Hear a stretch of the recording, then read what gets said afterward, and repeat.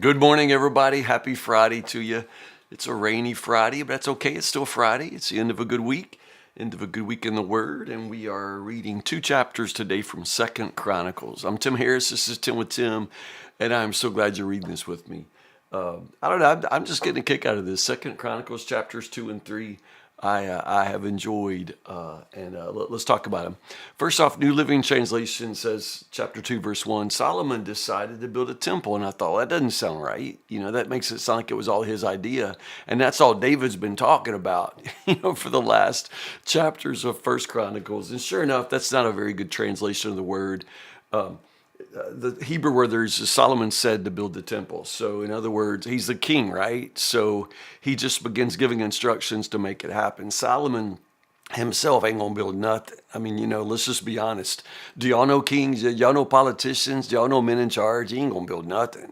He is going to order it done. And right there in verse 2, he enlisted a force of 70,000 laborers, 80,000 men to quarry stone, 3,600 foremen.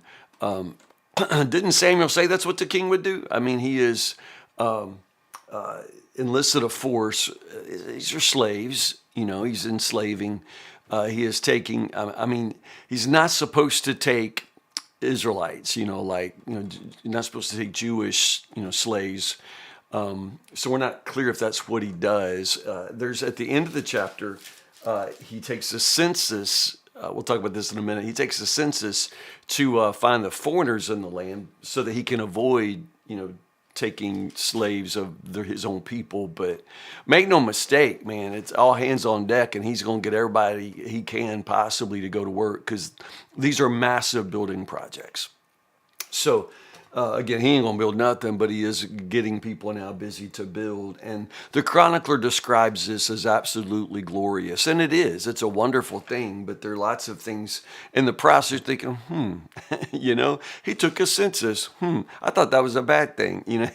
He's got slaves. That doesn't sound so good. I did the same thing with verse 1. I'm not even past verse 1 yet. He decided to build a royal palace for himself. I'm like, really? Because David has a perfectly good palace, like right over there, and you're going to build a new palace for yourself, like right here. Like, what's up with that? Like, every new king can't build a new palace. That would be like every time we get a new president, he wants a new White House. No, we have a house for you. We have a palace for you. Everybody can't get their own palace. So I still got questions about that. And if you have an answer for that, I'd love to know, because every new king of Israel isn't going to build a new palace. But here's what I think. You want to know what I think? Because here's what I think. In 2 Chronicles chapter 8, and we'll be there in just a couple of days. 2 Chronicles chapter 8, there's a specific verse because, again, Solomon is marrying women. Like this whole time, every time he, crosses the street, to, buy, a cup of coffee at IGA, he brings back a wife. I mean, Solomon just has all these wives. And one of his wives is one of the princesses of Egypt. Go figure, like what? It's like I'm saying, like Solomon does all this stuff and you think, what? I don't think you should be doing that. Again, for the wisest man who ever lived, he is really dumb. And so, one of the things he does is marry a daughter of the Pharaoh's daughter, and it specifically says that he builds a palace for her because he doesn't want her to live in David's palace because the Ark of the Covenant had been there, which is interesting. It lets you know that I don't know if that's the real reason. Remember, David had parked the Ark of the Covenant there at his house. Because there wasn't, he left the tabernacle, in Gibeon. And so for a while, the Ark of the Covenant, it sounds like, was kind of parked at David's palace. And Solomon has some real qualms about that. It's like the Ark was there. That means it's holy ground. And I got these women I got these nasty women I've been marrying everywhere I go. I probably shouldn't just move them in to the house where the Ark of the Covenant was, because these are not Christian women. You know what I mean? These ain't good ladies. It's an interesting kind of admission that his wives shouldn't be in the presence of, like not even where the Ark of the Covenant was. So anyway, I know I'm just blabbering today. I'm sorry. But it seems to be the fact that the Ark of the Covenant had been at David's house means it's kind of too holy for, Solomon's wives and everything else Solomon may plan on doing or not doing. So I just think that's really interesting. This sense of the Ark of the Covenant having been there makes it perhaps too sacred, too holy for his house. And so Solomon, at any rate, he's going to build his own palace and a new temple. And so here we go. He calls King Hiram at Tyre because apparently, he learned this from his daddy. David doesn't do it. He can't build a doghouse without calling King Hiram to send some cedar logs to float them on down. Tyre is, Phoenicia is this amazing, maritime, naval trade, international trade because of their location on the water. And so David asked because, Solomon asked because he's not afraid to ask, and he asked for everything, and he says, I'll give you, wheat, barley, wine, and olive oil in return. So they do this amazing trade. King Hiram praises God. He's not a believer. He has this amazing pantheon of his own gods, but in this case, he praises God. I think that the chronicler wants us to see that the nations are praising God and that the nations are helping to build this temple.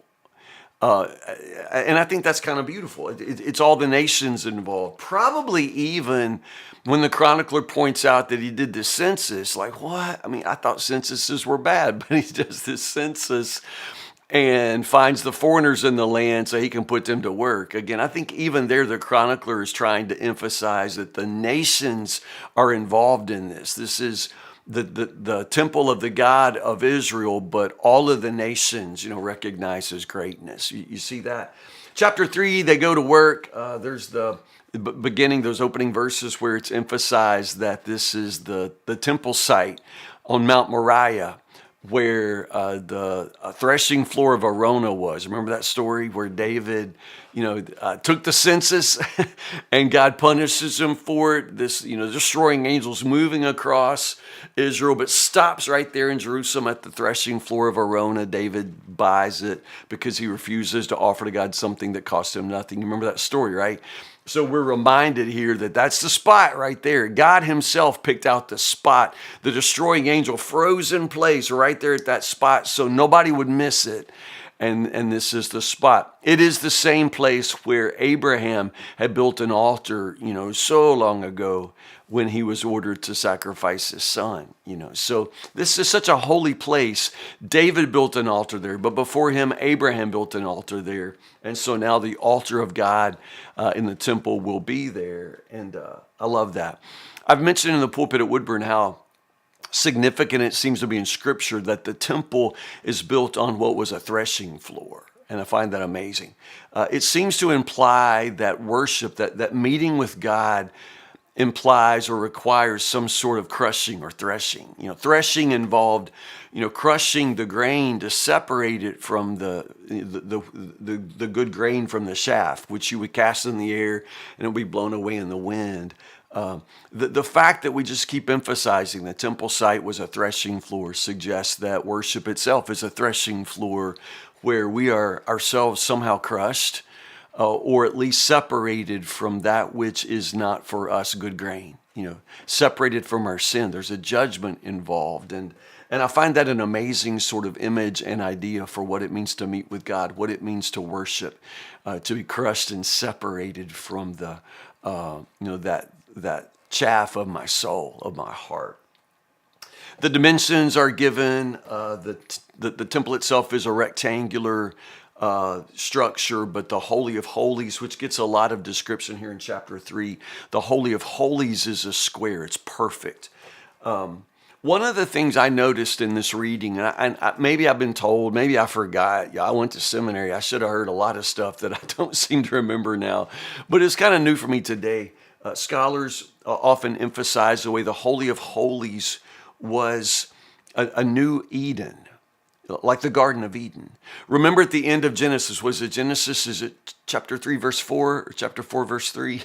I don't remember, something like that. But at the end of the story there, when Adam and Eve are driven out of the Garden of Eden, there are these cherubim that are placed to guard, And so these two it's cherubim that are placed there in the Holy of Holies, seem to reflect that Eden. So whereas at Eden the cherubim were placed there to prevent entrance into Eden, it's as if now at the Holy of Holies, back in the presence of God, the cherub here are still guarding, but indeed welcoming the priest into the presence of God. You see that the Holy of Holies is this golden Edenic garden. It is decorated with what, in the gold, these golden palm trees, so it is this garden. And I think it's supposed to imply that we're granted new access, in the way that Adam and Eve walked with God in the presence of God in the cool of the day, that the priests are able to come back into the presence of God like at Eden. You know what I'm saying?